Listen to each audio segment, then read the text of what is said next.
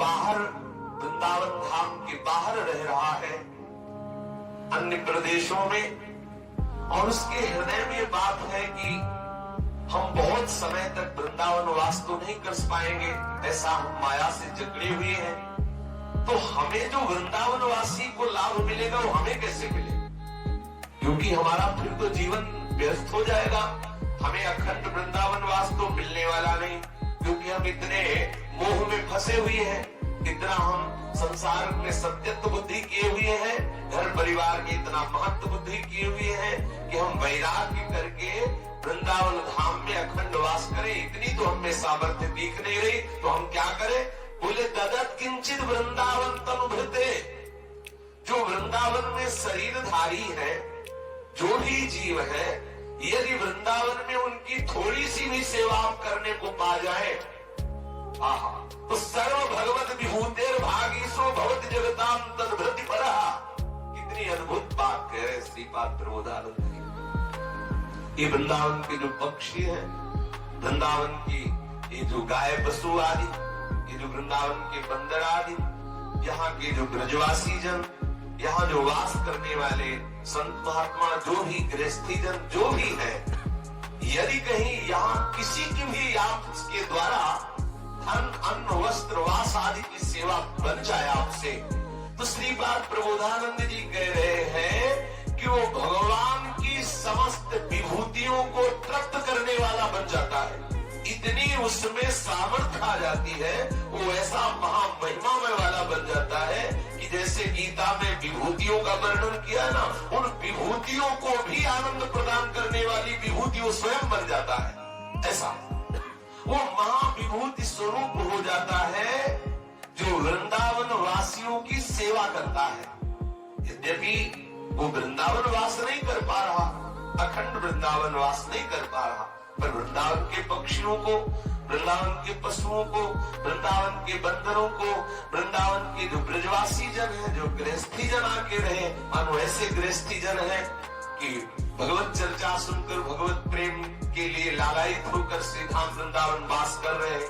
उनके पास सम्यक व्यवस्थाएं नहीं है, आपको भगवान ने अधिधन दिया है और आप ये लाभ लेना चाहते हैं वृंदावन वास का, तो चाहे वो गृहस्थ हो चाहे विरक्त, इस भूमि में वास करने वाले के लिए ये मर्यादा नहीं कि विरक्त की ही सेवा करनी चाहिए। यहाँ वनवासी है सब, कोई भी हो, स्त्री हो, पुरुष हो, गृहस्थ हो, विरक्त हो, वो सब वनवासी है। इस वन में वास करने वाले हर वनवासी की सेवा का फल एक ही होगा, चाहे वो गृहस्थी की सेवा करे, चाहे वो बंदर की सेवा करे, चाहे वो विरक्ति की सेवा करे, चाहे गाय की सेवा करे, चाहे किसी की भी, वो वृंदावन वासी है। इस बात की बात यहाँ है। कोई भी हो, अगर उसको आवश्यकता है और आपको भगवान ने दिया है धन आदि, अन्न आदि, वस्त्र आदि, ऐसी सामर्थ्य दी है और आप परम लाभ प्राप्त करना चाहते हैं, तो मोह और लोभ का त्याग करके वृंदावन वासियों के वास की व्यवस्था, भोजन की व्यवस्था, वस्त्र की व्यवस्था, उनको प्यार दो, उनके प्रति अपनापन करो, उनकी सेवा करो, तो जितनी भी विभूतियां भगवान की है वो सब आपसे तृप्त हो जाएंगी और आप महाविभूति स्वरूप हो जाएंगे। महाविभूति स्वरूप अर्थात बिना वृंदावन वास किए भी वृंदावन वास का फल आपको प्राप्त हो जाएगा। कितनी सहज बात है। कांच के बदले में मणि मिल रही है, कांच के बदले में। कहां सांसारिक तुच्छ धन, कहां सांसारिक अन्न वस्त्र आदि, और कहां प्रियालाल का कृपा प्रसाद, केवल ब्रजवासियों की सेवा से।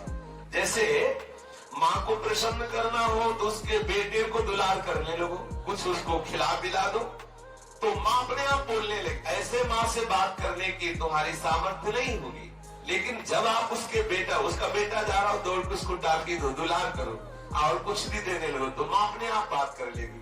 आप भाई ऐसा क्यों कर रहे हो, तो बच्चा वो अपने आप आपसे प्रेम भरी बात करने लगे। ऐसे ही हमारे प्रियालाल के लाडले हैं वृंदावनवासी, चाहे वो बंदर हो, चाहे वो पशु पक्षी हो, चाहे वो गृहस्थी हो, चाहे वो विरक्ति हो, चाहे ब्रजवासी हो, चाहे बाहर का वासी हो, जो यहाँ इस भूमि पर वास कर रहे, वो हमारी लाडली के लाडले हैं। प्यारी जी ने कृपा की दबा के वास कर रहे। इन वृंदावन वासियों की कोई भी शरीर से सेवा, अन्न से सेवा, वस्त्र से सेवा, धन से सेवा, वास की सेवा यदि ऐसा करता है तो हमारे लाडली लाल उस पर कृपालु होते हैं और जो वृंदावन वास का फल है वही फल उसको प्राप्त होता है। ये देखो कितनी बढ़िया बात श्रीपाद प्रबोधानंद जी महाराज ने की।